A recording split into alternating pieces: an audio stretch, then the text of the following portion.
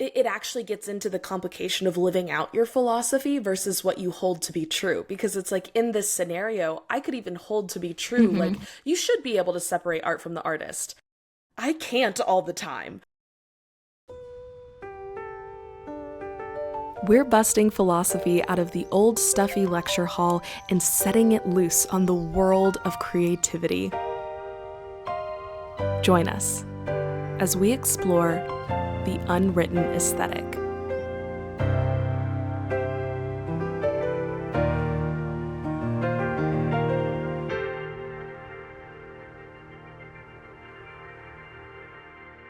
Hello, everyone, and welcome back to the Unwritten Aesthetic.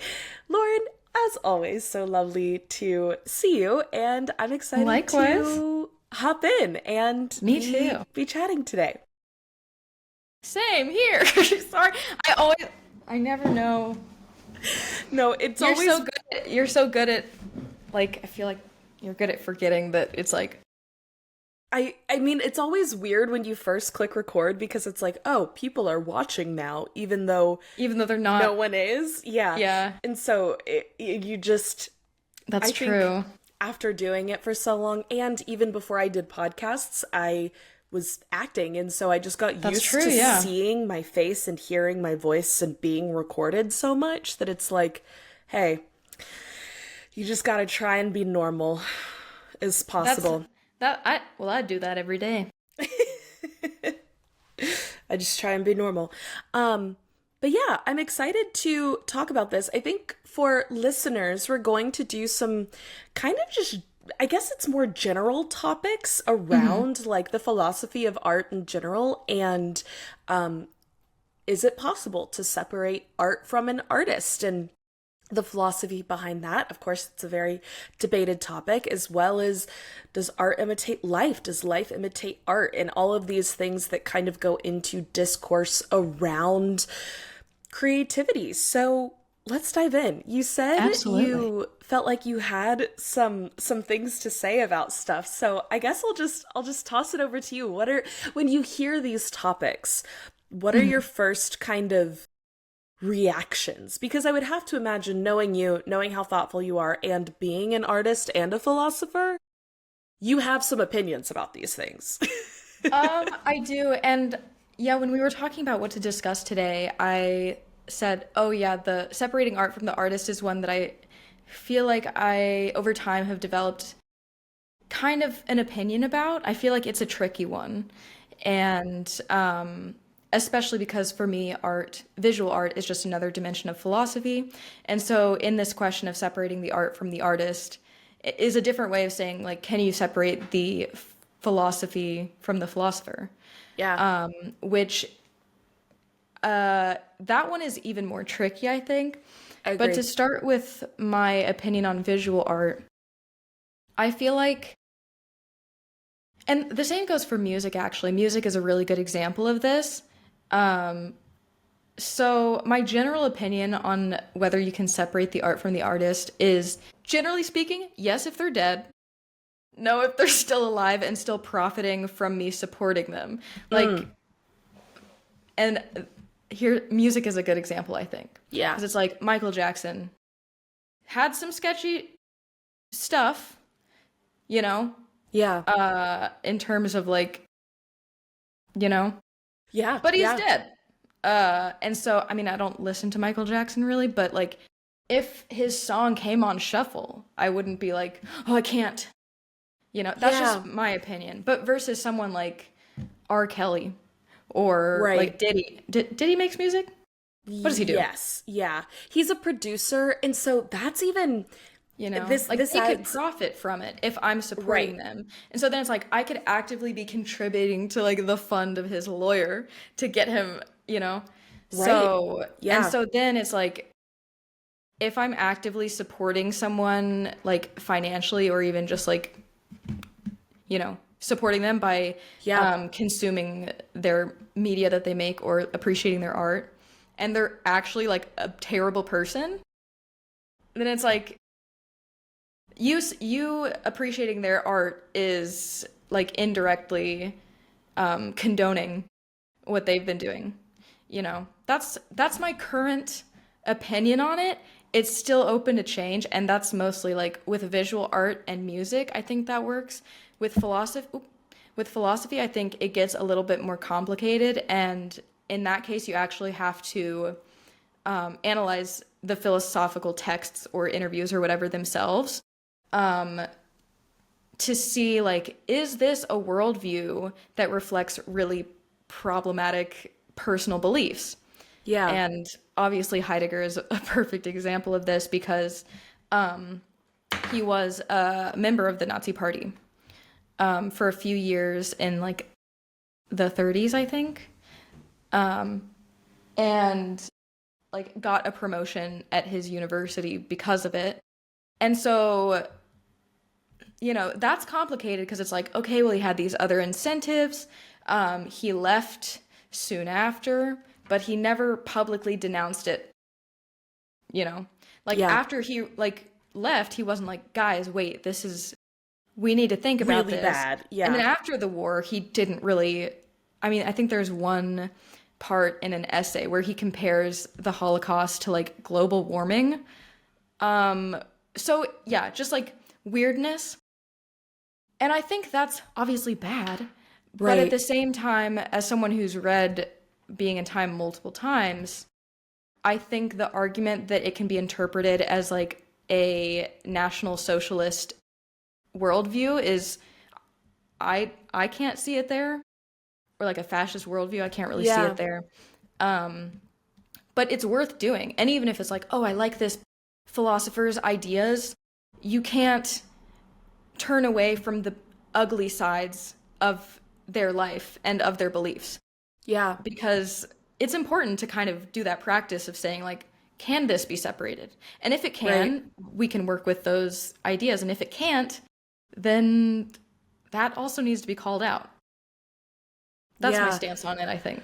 No, I think I agree for the most part. There's a few things that I'm like, ooh, I want to parse out this specifically because I agree with you that it's like supporting people who are profiting off of it. Generally, it's like, no, we don't want to support bad people. And because of the way that people can profit off of art and off of philosophy, when they're alive, we need to be really careful about that. But also, it's like, I wonder, based on like people's estates and what they've left money to, Yeah. just as you were saying that, I'm like, that gets really complicated with It's like, another nuance for it's sure. not fair to like the son should not have to atone for the sins of the father or whatever. But if there are people who were alive when they were alive and were condoning and supporting horrible actions, like I don't want them to profit from Right. their name profiting either. But then you have to do a bunch of research about anyone that you ever support and like their estate and the finances and their will and all of this stuff. But I think I agree with what you said, that it's like it's another nuance there. The other thing that came up for me was the can you separate art from the artist versus should you separate art from the artist? Because I think there are some circumstances where I feel very much like for a long time with Michael Jackson's actually a great example for me, because it's like I knew that there was like controversy and questions around certain things and like did this happen, and for a really long time I was like, I don't really know, I love his music, we're gonna just not think about it. And that to me is like, so I personally can separate that art from artist, but should I have been is the Mm-hmm. question there. I recently, like a year or two ago, watched a documentary that almost unequivocally proved to me that Michael Jackson like was a pedophile and Yeah. assaulted many young kids. And since then, I have just not been able to listen to Yeah. his music. And it's Yeah. like, even if I hold the opinion that we should be able to, I feel like I can't in this one circumstance, right? And I think that's actually kind of become true of me for Kanye too. Like if I hear a Yeah, Kanye Kanye is also song a great example out, I'm because he's like like actively, and his music also is like, you in know, like the popular zeitgeist very yeah, commonly. And it's like if I hear a song out, it's like and it's horrible because so many of his early songs, like he is obviously a very talented artist, hmm but he has said atrocious violent things and done atrocious violent things. And it's like my mind and like heart just can't. I'm like when I hear it now, all I can hear are the horrible things that he said. And I think it's interesting because it's different to say, like, it actually gets into the complication of living out your philosophy versus what you hold to be true. Because it's like in this scenario, I could even hold to be true, like, hmm you should be able to separate art from the artist.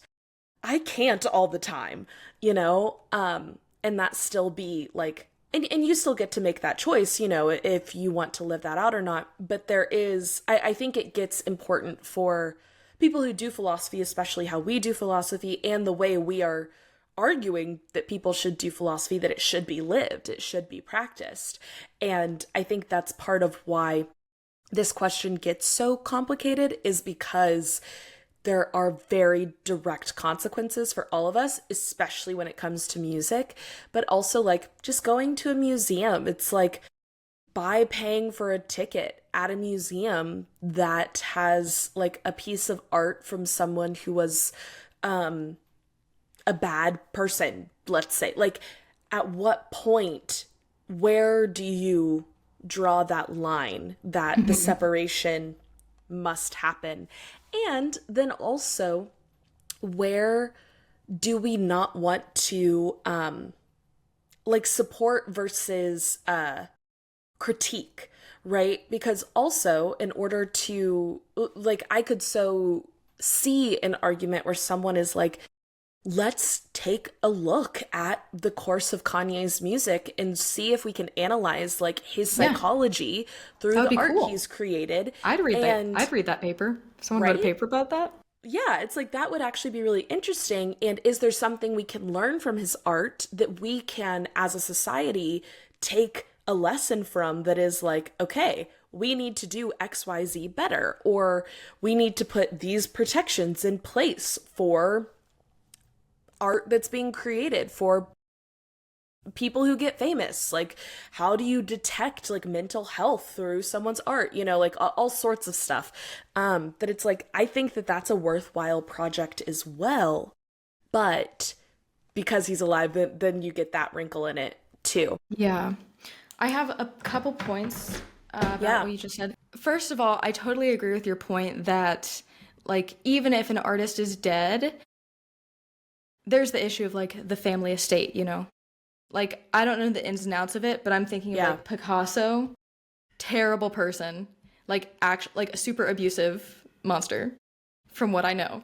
And I'm sure there's distant family members that are still responsible. I don't know, again, I don't know the ins and outs, but that's kind of a murkier situation because again it's like the family members didn't do anything about it Right. or like they didn't do the stuff that he did, you know, so they're not directly responsible for the people that he harmed, but there is still something that's a little like ugh, you know, that Yeah. needs to be untangled. I think there it definitely gets more nuanced than like the further away you get from the direct relationship between the artist profiting from their art, it gets more and more nuanced and more complicated, and also probably more and more like context specific, you Yeah. know, like each Yeah. situation is going to kind of pan out differently, I'm sure. Yeah. I um think in this more, I think obviously the art and the artist is different than this, but it also kind of makes me think of the conversation around reparations a little bit. Are you okay? so yeah, sorry, my oh God, my headphones made a beep. No, actually it was more like a yeah. That was a satisfying tone. I liked that. Thanks. Um, but like this That's what I was going for. conversation, I was like, Reese will like this if I mimic the headphones. I did like it. You were right. I actually did really enjoy it. So, Cool. I'm glad. Okay, sorry, what were you But saying? no, you're good. This conversation around reparations too, that's like, okay, is there some sort of thing that like Picasso's great grandchildren should do to make right the harm to other people's Yeah. And ancestors, right? could they even if Is there they something? like Yeah. I don't, especially in that situation, I'm like that wouldn't even really make sense because what would it be like, "Hey, sorry your great grandma was like abused." Like sorry that Picasso was like an abusive partner. So I don't know, like to me I'd be like, "Okay, like that doesn't really, at least that's my first impression. I'm like, would those sort Yeah. of reparations actually be helpful?" And yeah, I don't know. Yeah. Yeah. Sorry, that was just another thought that No, I wanted no, to add but in, but yeah, but yeah, that part's definitely nuanced. And then with Picasso, it's like I'm not the, you know, you can get mad at me in the comments. I don't care. I'm not the biggest fan of Picasso, like in terms of his actual work. I think obviously, like in terms of art, I know, crazy, sue me, but don't actually. I don't know, but don't, please. please don't. I I'm promise I have sorry. no money. No money. Look at me. I'm trying to sell my art. I have no money. Please don't sue me. But uh like in terms of art history, obviously a super influential, important figure. But in terms of how his work actually likes, I'm not the biggest fan. It's not my favorite. And so I feel like it's a lot easier for me to criticize Picasso for who he was as a person. But like Caravaggio, for example, pretty sure he like murdered, didn't he murder two people? Let me Did look he? this up. That What? I just heard this on the internet. A see, murderer. and Murderer. then But there, I'm like, I say it to people. Yes, Caravaggio was a murderer. Um, holy yeah, guacamole. apparently had some, maybe it wasn't two people, maybe it was just one. Um, he was sentenced to beheading for murder, Oh my gosh. Well, according and to see, Wikipedia. I think this A even adds notorious in criminal and murderer. a notorious Yeah, criminal and murderer is crazy. quick But to injure people. it adds in this other layer too of like what you don't know, right? And it's like I Yeah. think we're really quick to forgive people like But like, well, I was just gonna say that like I like his art, yeah, and same. so there, like I've caught myself telling people that like it's a fun fact, and that's like very different from the way I talk about Picasso. Like I'll be like, did you know Caravaggio murdered? You know he was a murderer? Like it's a fun fact or something. So it's like it's a different sort of recognition of a problematic past than I have with Picasso, Yeah. and I think that's also interesting. Like Yeah. the should versus can. Like with I mean, really with neither of them, I reached that point where like I can't help but like I can't look at their art. You know, like Yeah. you were saying, like Yeah. I can't, I'm able to, and then the question is like, should I? Yeah. But then, like with the Michael Jackson interview, you get to this point where it's like, I can't.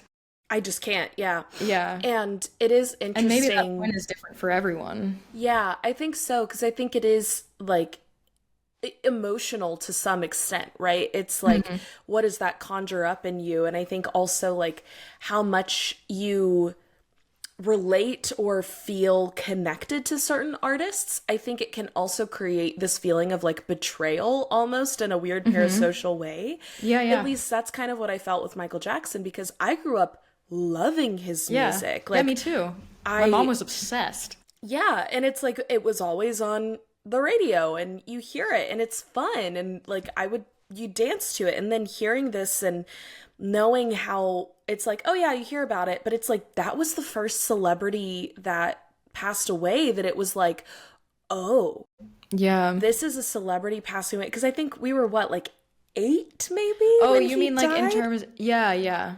That it was like this really impacted me and then Yeah. being an adult who has this relationship with his art, I think it hit me harder almost. Yeah. And it's interesting what you're saying, how it's like when you really like someone's art, it's both easier to forgive them and also if it feels really personal, it's like the people closest to us can hurt us the deepest or whatever, that it's like that sounds silly No, when that it's sounds silly, but that's actually, I think that's actually right, you know? yeah, that Like, it's where like it feels like a breach of trust almost, where it's like, how could you, yeah. where it's like, Spinach. spinach made a guest appearance, where it's like, oh, how could you do this to me? You know, like Yeah, it's like a drastic shift of your beliefs about a person. And like, right. oh, I thought I knew this person to be like this, but now I'm coming into contact with all this information that's like drastically like shattered that previous worldview. Right. Yeah. I think too, another distinction I want to draw, because I do think with this question of like supporting financially and like how it's similar to reparations, there is a difference, because of course like the question of reparations is oftentimes tied to enslavement in the American South, and even though slavery happened everywhere, but that's often what's talked about with this. I think it's notable that a big difference here is that art is being created versus like in enslaving people, it's just harm being done. And I think that's the other piece that is difficult with separating art from the artist, that is like there's this other thing that it's like, should I be able to appreciate this like, is it a third thing or is it deeply connected? But Yeah. with art, it's like we have this deeply personal relationship, like artists, in the way that we as human beings talk about creativity and our relationship to art. It is deeply personal, and it is like I have this relationship to, like, even our last episode talking about poetry and the way that, you know, it's about our personal experience and things that we've gone through. That to me is much harder to separate someone from than like hotel art, right? That it's Yeah. like it doesn't really, Or even like any type of art, really, I would say. yeah, just because Because it's, art, the nature yes. of art is so much more personal, that it's like it's not like there's this thing that's separate to you. It's like, doesn't it capture some of you in it a little bit? And I think that that is this another layer, as we're talking about Yeah. layers with this. Yeah, it's like the John Berger quote, like every image is a way of seeing, Yeah. you know? And so in a sense, it's like, but then I think we've talked about this a couple times with like visual art versus language, where language, it doesn't limit the interpretation to like one or even a couple interpretations, but it definitely kind of like guides the reader or the listener in a particular interpretive path in a way that is a little bit more restricted, not in a bad way, but a little bit more Yeah. restricted than visual art, where it's like, depending on the subject matter, it Yeah. could be interpreted in infinite ways, you know? Yeah. And so I think even like if I'm like a murderer or something, I don't know, something bad. If I'm something bad, and like I'm making all the same art that I make, I don't think you could really tell, you know? Right. But if I was like writing a poem that like glorifies murder, you know, that's like that's a whole different thing. Right.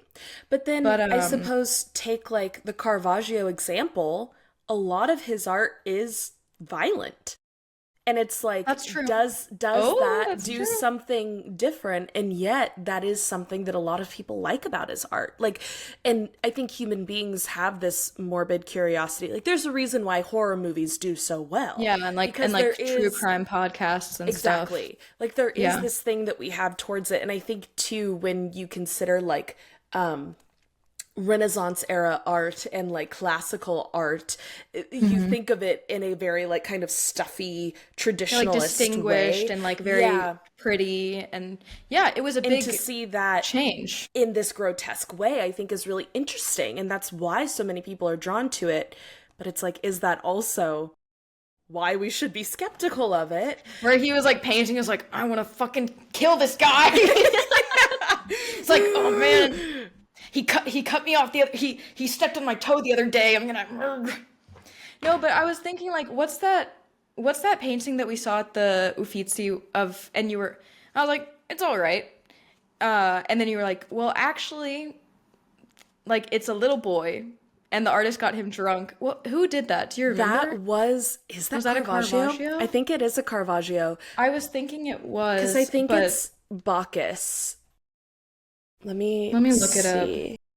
Bacchus Uffizi. Yes. Yeah. Bacchus by Caravaggio. Yep. It's an oil painting, a youthful Bacchus reclining in classical fashion with grapes and vine leaves in his hair, fingering the drawstring of his loosely draped robe. But yeah, the history behind that painting, at least as I've been taught, I don't want to say this with my full chest and then be like, hang on, I never like studied this in class or anything. It was just like a story that I've heard about it. But apparently, this is one of Caravaggio's like young boys, lovers, that he No. would get drunk and then paint them. And you can kind of see the way this boy looks disassociative in the Yeah. No, painting. It's like it's captured in his in eyes his look kind of likeness. sad. Like Yeah. Caravaggio did a little bit too good of a job of capturing like, Kind of you a know, self-report in the painting kind of a self-report. of what you did Yeah. to this child. I hope And that's not true. Yeah, I hope it's we'll not have to true too. I'll do some more like internet Yeah, sleuthing for we'll the put some more show notes. information Yeah. on that specifically in the description down below wherever you are listening or watching. But yeah, it's certainly, I think too there is this other line of like, oh, is something violent being captured in the art itself? I think it's much easier to say like, oh, then we shouldn't support it, right? Like what's the, like there is a certain type of film that is, oh, like snuff films, right? That are films that show actual murders and death. It's like it's very easy to say no, we shouldn't support that, Yeah, right? because then it's Because like, oh, it's if more people watch it, and like, then it's like, oh, we should make more of these. right. Exactly. If the art itself is like, oh, this is moments before you did this really violent thing to this child, it's like, okay, we probably shouldn't praise that painting then. But I think it does get more complicated when it's like, this has nothing to do with the evil things that they've done. And it's just a separate artwork. A lot of people will. I think that's another tack that you could take with this argument. I don't think I like that argument very much because it's like whether It's a or little not bit, yeah, their art captures the violence they've done, it's like it may make it harder to look at the art if it conjures those feelings, but I don't think that should change like which pieces we support and not support. I think yeah. for I me at agree with you least. there. But yeah. I do like the question of like, is like with the comparison to slavery reparations, where it's like that was just bad. And then with art, it's like there could be a problematic or like evil artist doing evil things, but then is the art like a third thing? Is it like, is it accurate and or useful to view the art of a problematic artist as like a byproduct, like a positive byproduct of someone who did negative things? Or I don't know, I just like the way that you Yeah. phrased that. Is like, is this a byproduct that can be viewed positively as like this is a masterpiece? Right. Or yeah. Is it inherently tied to the the chain of violent events? And I think there is like this question embedded in that is like, is art in and of itself benefic, right? Like, is art contributing something positively to society, regardless of what it is? And I actually think that's a really difficult question. I would, of course, argue like, yes, but I think so much of that is because of what art evokes in humans and in culture and the way that it contributes to this ability, like it taps into something that is very human and teaches us something, right? It's like, I think, is something good or bad? it's like you kind of judge something by its fruits, right? Like that's a Bible verse that it's like, well, judge thee by the fruits. It's if a tree grows bad fruits, it's a bad tree. If it grows good fruits, it's a good tree. If an art piece evokes beauty and joy and delight, or like introspection and growth, then it's a good art piece. If it calls someone towards violence and atrocities, then it's a bad art piece. But obviously, But we not get all more violent nuanced with it. Yeah, sorry. No. Please keep going. So bad about that. I just get excited. I'm sorry. No, But I was do the same thinking, thing. You're so like, good. also at the Caravaggio, I always forget her name, but she was, can I say, like, sexually assaulted Oh, by yeah. her art teacher, like her art Oh, mentor or whatever. And she Wh- did the head cutting off one. Like, oh, she did quite a few violent paintings. I And think so then it's it's like, is it Judith Artemisia? I know that she last has name sounds right. she has a hyphenated last name, but I think one of the last names is Artemisia. Artemisia Gentileschi. There you go. Um, At least that's how I think it's Gentileschi or Gentileschi. No, I think it's but like, Gentileschi.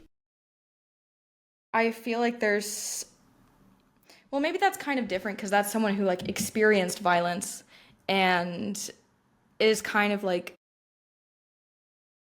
I don't know, at least to me, it's like that painting is like, it feels like revenge that like, I don't know. We also can't just say that art that depicts violence is bad, right? Because it could conjure, like the same way Or the there's the Degoya argument. one with the is it Yeah. Goliath? Where he's like, Yeah. And or he's the like, one with the guy that vampires were based off of, and he accidentally killed his son, what? and I he's don't like, know what painting you're talking and about he's holding him there. like he goes Oh, crazy eyes. I don't know which I one should that know is. this. I'm embarrassed that I don't know this. The guy. Oh, Vlad the Impaler. Yeah, that's Oh, okay. Impaler painting. No, killing his son. Come on. Ivan the Terrible and his son, Ivan. Ilya Repin? Yeah. Yes. Leah Repin, Ivan the Terrible. I'm Oh sure my we can put it word. in the thing, but like, Yeah. We'll have to put a link to it. It's one that we definitely cannot show on YouTube. sorry. No. That's okay. But I'll that blur it. It's painting, not a it's big like deal. that's the aftermath of like a violent Right. act, like murder. But Yeah. like the eyes are crazy. Yeah. Like like you can see like the regret and the shock and what have I done? And Right. it's just I don't know. Like it's a really powerful image, and it's not one that I I don't think it would encourage people like, "Oh man, I should commit a murder." Right. It's like there is But something there's to something with different, like some sort of different emotional effect. Uh yeah. But yeah, I think it's a dangerous precedent to set to say art can't depict violent things because it's a part of life and it's part of how we also like one cope, right? But also there is a certain sense of like discouraging these really hard things, but it's like the value of art isn't in whether it's depicting something good or bad, it's in its like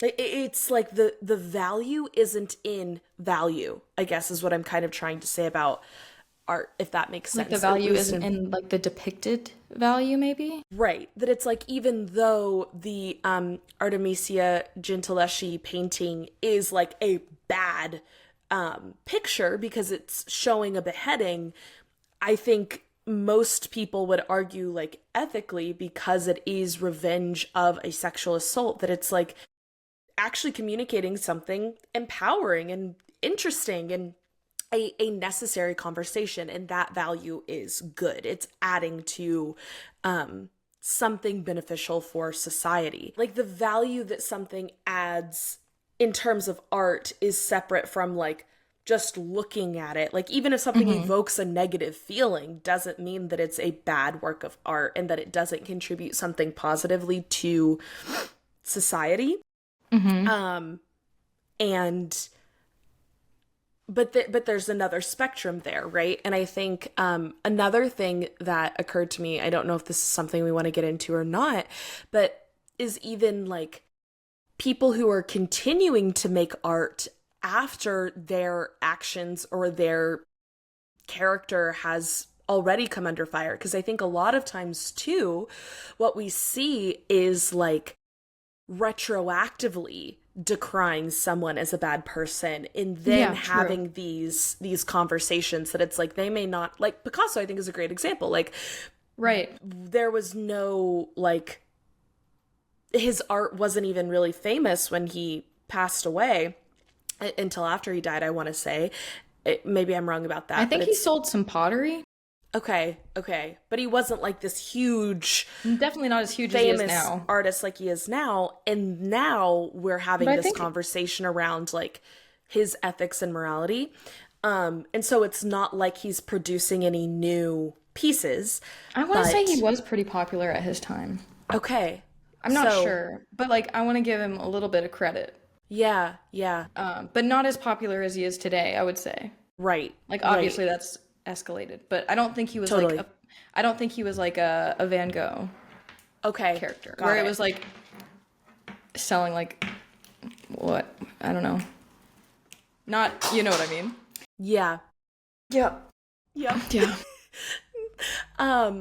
But I'm thinking about J.K. Rowling and how like that's a good example. A huge conversation because some people just have no problem with transphobia and are like, no, she's actually arguing for good. But it's deeply difficult. I literally have a Gryffindor Harry Potter coaster sitting here because it's like Harry Potter was so important to my childhood and to so many people's upbringing and childhood.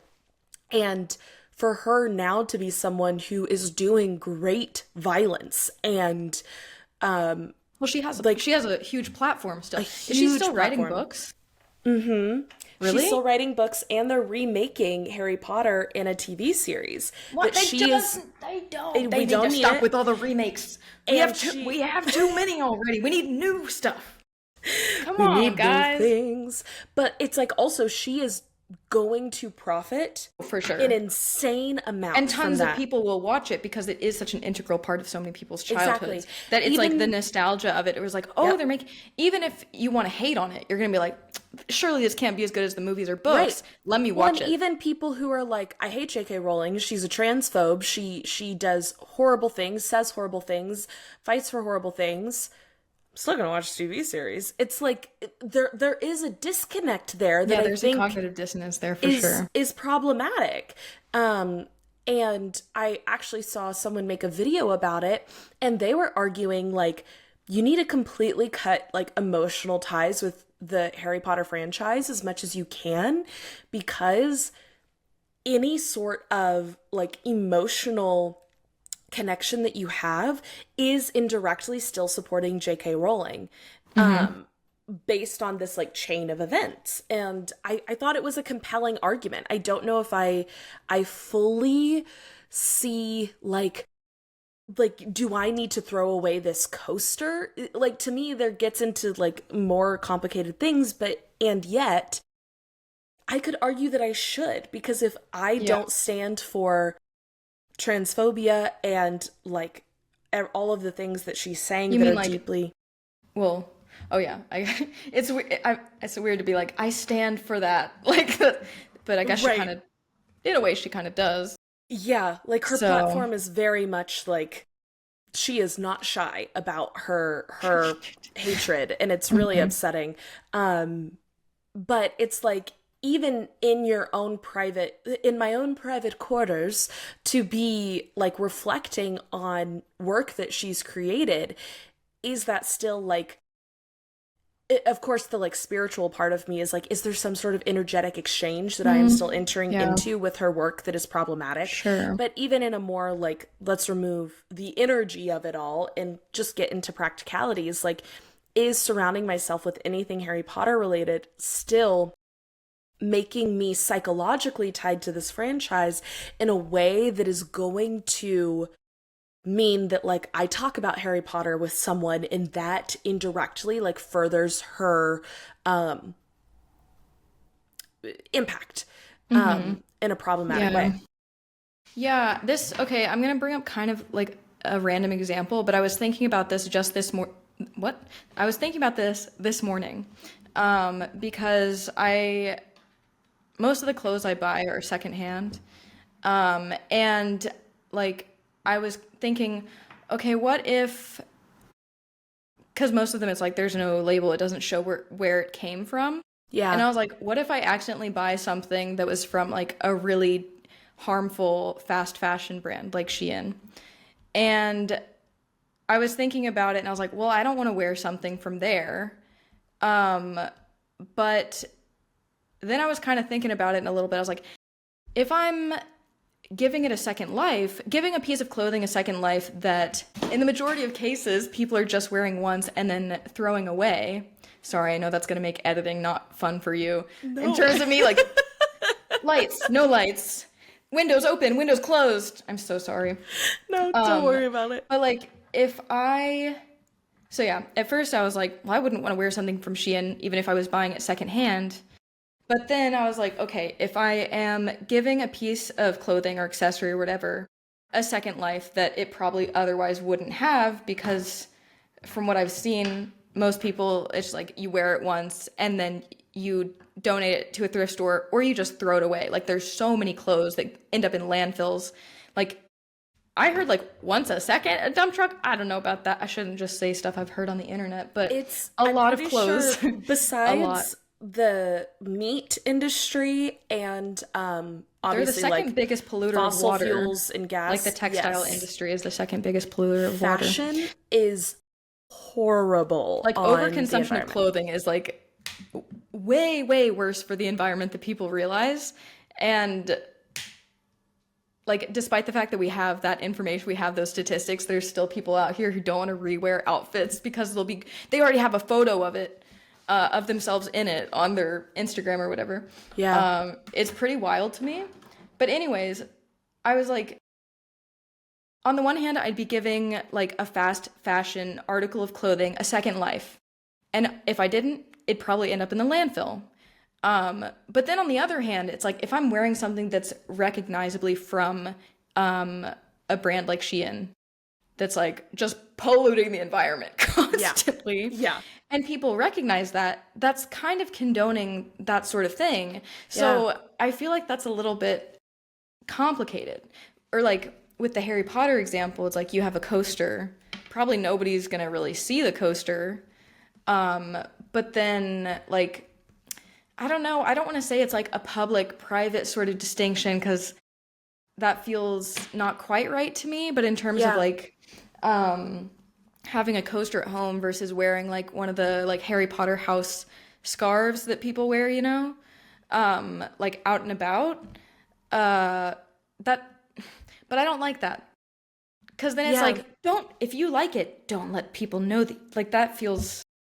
Right. You know? There is something that still doesn't feel quite right about like, oh, it's okay as long as you're not like communicating something publicly. It's like, Yeah, that feels well, icky. yeah, there is still Because it's like you should something walk that's the talk. If you want to talk this talk, you should also walk it.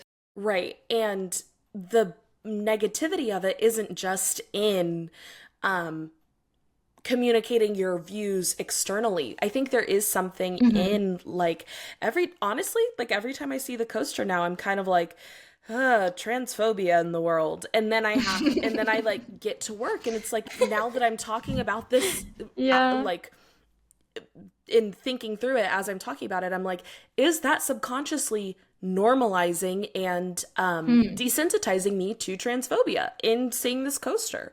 I don't know if there'd be a way to measure it, but it's like, I would have to imagine that because I'm thinking about it and then kind of ignoring Like it continuing to use it. Right. Like maybe that is doing something. And even if like Maybe. I'm not, you know, doing a JK Rowling and going on transphobic tirades on X and all sorts of things, that's still not good. As someone who is a proponent of the LGBTQ community and wants to be a Of good course, yeah. ally, and also like it believes in justice and people being able to live their lives as themselves, I don't want to be desensitized to Sure. anyone's pain, to Yeah. anyone's. Now I'm like, I might throw this coaster away after this podcast, Yeah. like talking about it. But I do think that there is a gray area here that isn't just ignore it, right? Because then you get into the, like, we never want to talk about the bad stuff that happens. And I Hmm. actually think there's a really important lesson to be learned from JK Rowling that is like, we need to be careful who we make famous, who we make popular, and who we give our attention to. Um, and it sucks that you have to think about that because also the other thing that's occurring to me right now, and I don't, this is maybe completely separate from separating the art from the artist, but there's a really big conversation around like, should we ask like influencers and content creators about politics? Oh And yeah. like Chapel Roan is coming under a lot of fire for everything that she said and didn't say in the most recent like election cycle because people are like, you've made a career off of being a queer ally and doing using drag as a part of your art and being queer herself, and you're not going to like be outspoken about the politics because being queer is inherently political and all of these things. But she's like, why are you asking a pop star about their politics? And it's that's a hard one for me because I'm like, anyone who has a platform to a certain extent, I'm like, you have to use your platform. But also, Yeah. I want educated and well spoken people to be the ones communicating their viewpoints. And Yeah. there was something that I read forever ago, and so maybe this is totally wrong, but it was like anytime Taylor Swift says like anything about something, there's like a spike in like the web traffic there that's like notable. And it's That's like, that's crazy. just crazy that That's so, anyone can you imagine has. the pressure? I wouldn't want to Right. say anything ever. Like, And it's like because, the amount of influence that someone has. yeah, that's That's scary. crazy. That is, that is crazy. Maybe that's one of the big differences is like the ease with which an artist, a pop star, an influencer, whatever, can have a platform, like a huge platform. It's, I mean, I would say that's a pretty big difference between like me and Yeah. Caravaggio. You know, like I could go on the internet today and say something crazy and like reach a number of people probably larger than, I mean, unless he was like speaking at a public like event. You know, like in terms of like I can Yeah. just say stuff. I don't have to like let me think about it, write it down, and then I'll get it published and then people can see it that way. Like I can just say whatever I want. And like a ton of people will see, I mean, I sound like I'm like a big celebrity. But like, you know, do No, you know but what I I mean? think Like, yes, it's easy even for me to reach a people. ton of people Right. just in virtue of like social media, you Yeah. know, And that I think that's true of, maybe well, it one, further you blurs the do have. line I between think like art you're. and artist Yeah. than it did back in the day. I don't know. I'm just spitballing here. I think that's right. That there is something that it's like art now. It's almost in the way that like the audience is more readily accessible when you're creating art now. And so it's Yes. almost like when you create art, you're thinking of the audience sooner, maybe, than artists back in the day would, because a lot of art is created specifically not just for social media, Well, but through social media. yeah. There's a lot that's for that. And I Well, it's mean, we've created like a even, whole nother dimension of like performance art. Like yeah, there is art, there's artists on Instagram that I've seen where I'm like, this is rage bait. Like the art that they're creating in like a performative way is like a kind of rage bait, but it's working, you Well, know? and is that art because it is creating a conversation around this, and it's hard to know what's going on in Like the someone's art is mind or for the heart. algorithm, it's not for the people. Yeah. That's what it feels But like to me. if someone's creating something for the algorithm, like does it change your opinion of the art? If you knew that the artist was like, I'm doing this specifically to make a point of how dumb it is that people do this, would If that that's change the your point, opinion of it? yeah, if that's the point, then I'd be like, see, you're doing something.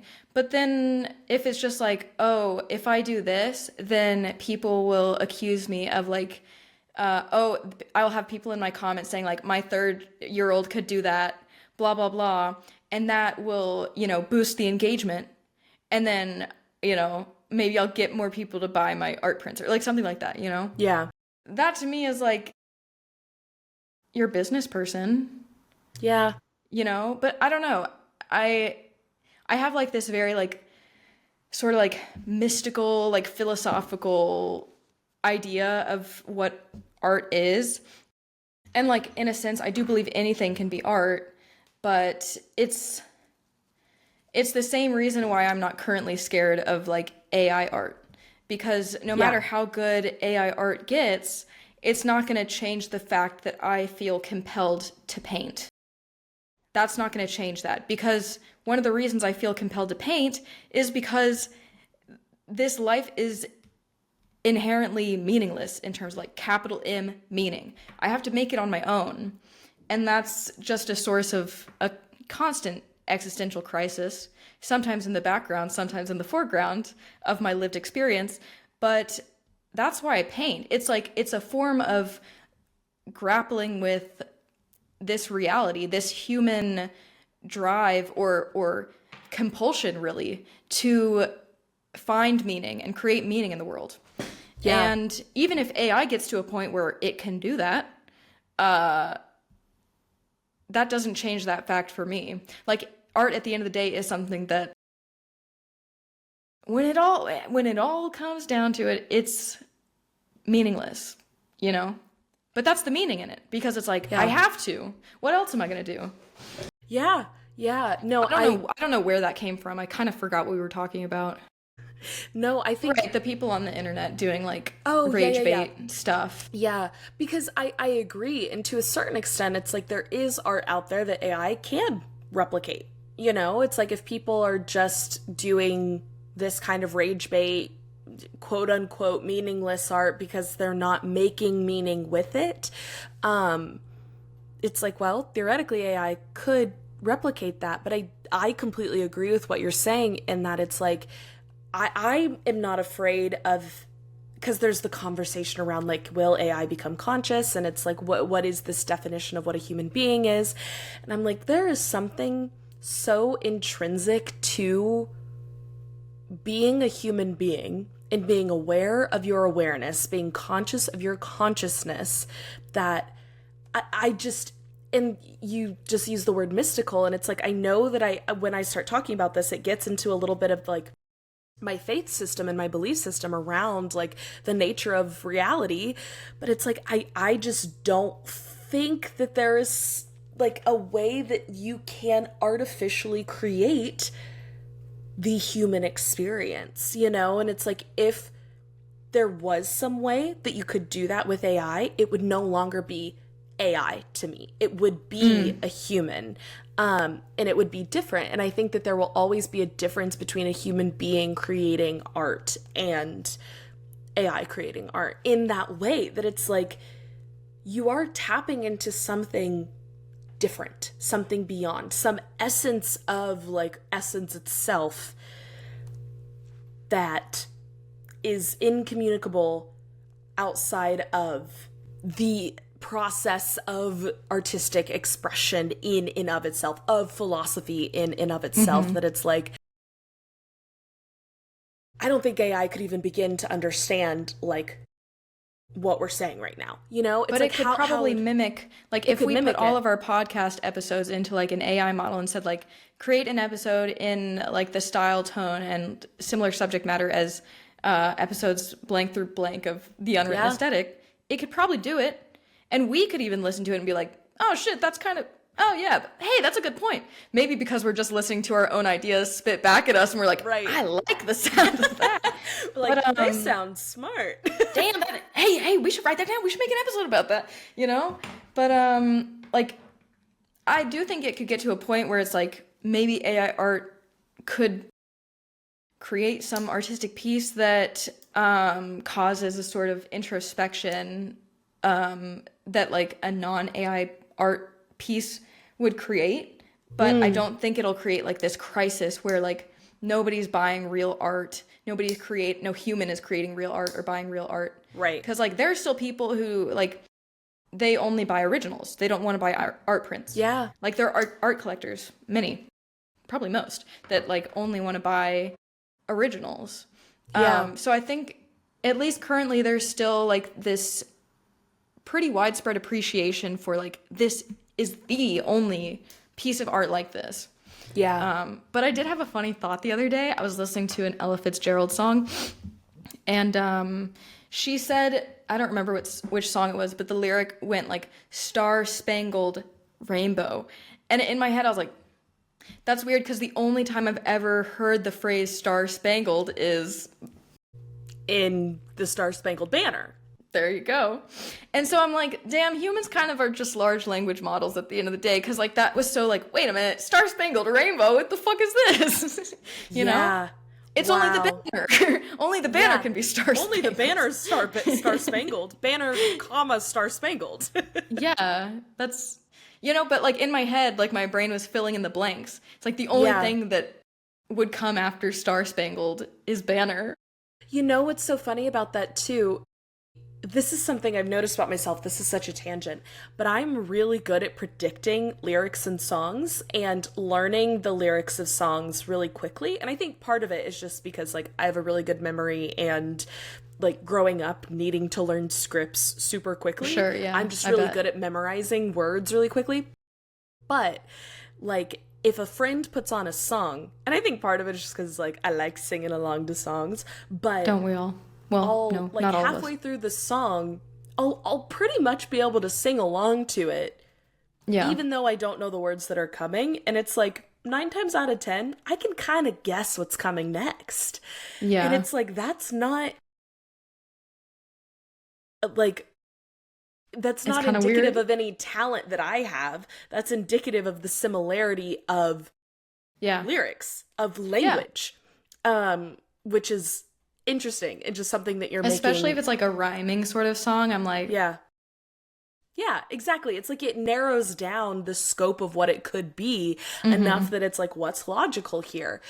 And I think this actually is getting into like, does art imitate life or does life imitate art, in the sense that it's like, as even in this discussion of like social media and creating art for social media, it's like art has changed because of this technology changing too. Absolutely. But I think also in the same way that we're seeing like so many people be anti-AI, we're also seeing a big push towards like natural living and like getting off the grid and unplugging and all of that stuff. So I don't know, it's interesting.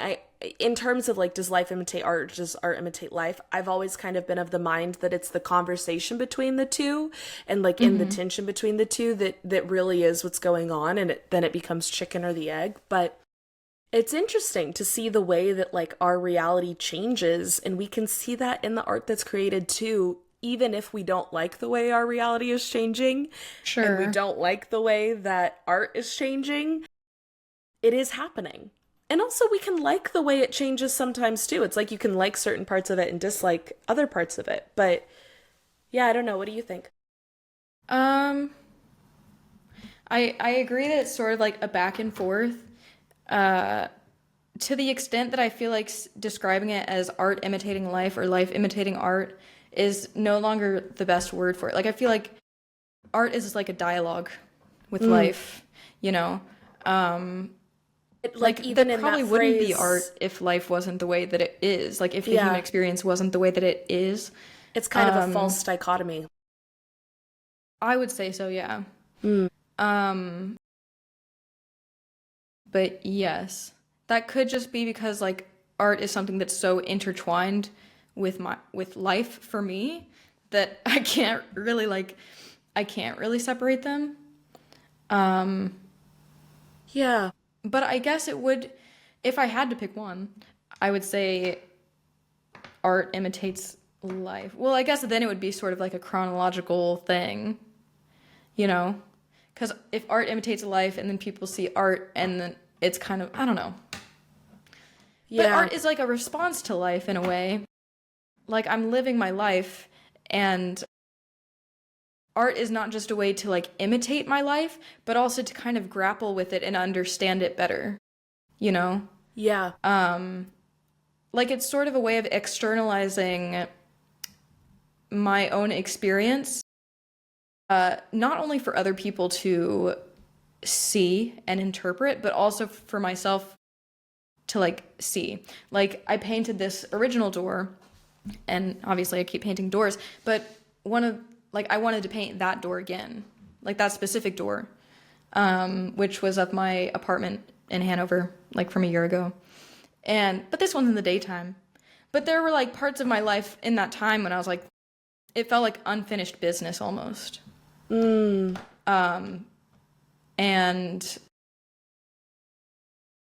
obviously just painting that is not going to help me like work through those things, but almost as like a way to confront it. And not every painting is like that, you know? But yeah. Yeah. It's sort No, of like a dialogue with myself, and then when the painting is done, it becomes a public discourse, maybe. yeah. No, I do like that. I think calling it unfinished business is really interesting because I do think a lot of the time, like, we end up kind of haunting ourselves in a Mm-hmm. certain sense that it's like, I do have unfinished business with this and I need to go back to it and like wrap something up and like tie something up with a bow, and not that this thing is ever closed, but I'm Right. comfortable with where it's like it doesn't feel scattered, Mm-hmm. in the sense that like when you clean your room, it's not going to stay like that forever because your room is lived in, and like every morning it's like, why make your bed? You're just going to get in it that night. And it's like, because there's something to Mm. wrapping it up, right? Yeah. Even though you might go back to it. And I think that that is the feeling that like you kind of get to with, at least for me with poems and writing, that it's like, okay, is there more here? Like, of course, there's never not, but there's something about like, okay, but I feel okay with leaving it here, and it feels like there is Right. some sort of closing. And I like what you said about it being a false dichotomy too, because of course we've also talked about like, isn't life your greatest work of art? And like, how do you Yeah, yeah. live as though you're Creating a creating work of art? art. Yeah. Right. And it's like, well, in that sense, life is always just imitating art until it becomes art itself. And then if you are trying to live like your art, that art is imitating life. Like if I'm an art piece trying to live, I'm just art pretending to be a human. Um, but then what is a human if not Art. art? And so it's like you get into like some arguments of definition there, but Sure. I think there's a paradox in there that I think it's important to just hold the tension of, that is like very chicken and the egg with all of these things. And in wanting to just have this conversation with the self, allowing it to happen and to Mm-hmm. come through and to speak, as opposed to like needing to have like And it's like, this is always going to be imitating life. But I agree with you that it's like art is kind of in reaction to life, but also I do feel like I'm always trying to live artfully.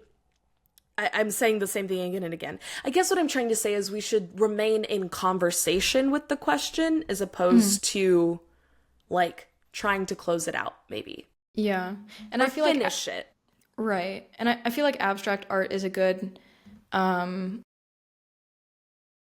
guess a good example of this point, a good counter example to the dichotomy view of it. Because with abstract art, I mean there's no object represented.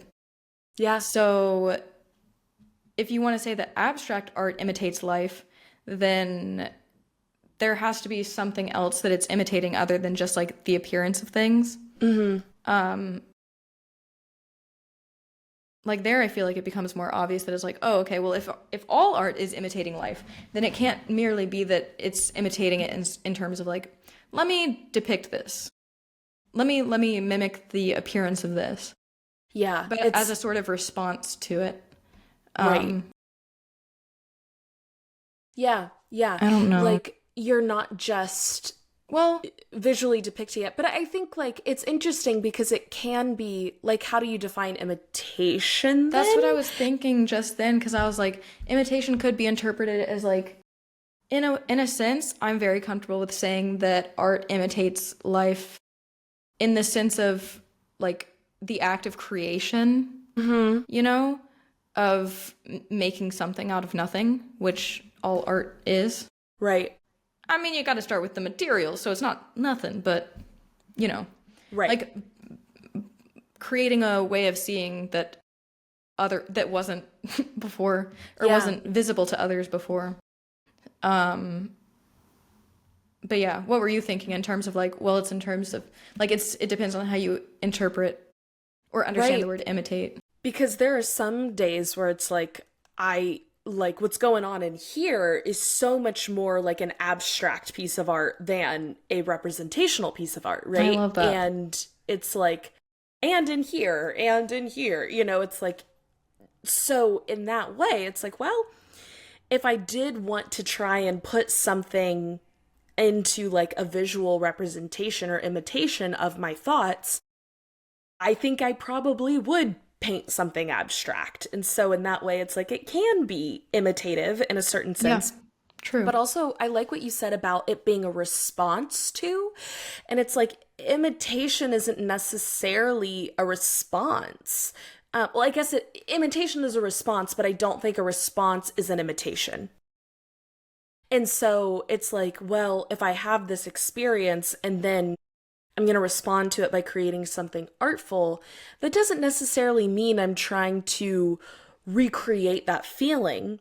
There are certainly sometimes like when I'm writing a poem that it's like, oh my gosh, I want to try and evoke this feeling in my reader that I had in this moment. But there are other times that it's like writing is actually something different altogether, and I'm not trying to just create this experience in a different form, but I'm trying to, like, I'm being inspired by it to do something new and different that like hasn't ever been experienced. Yes, exactly, exactly. And I think both are artful, but they're different.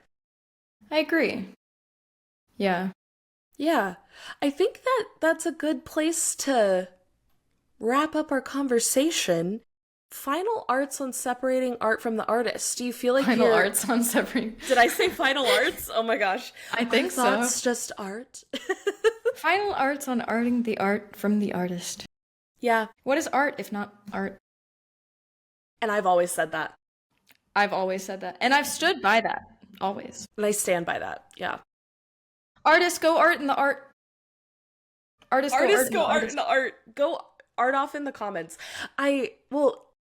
Yeah, because I think I it's weird because it's sorry, like, I knew what you meant. I didn't. Sorry. No, it's okay. I knew exactly what you were asking. Because what are thoughts if not also little pieces of art? Little pieces of art that you get to experience and see in the little museum of your mind. Exactly.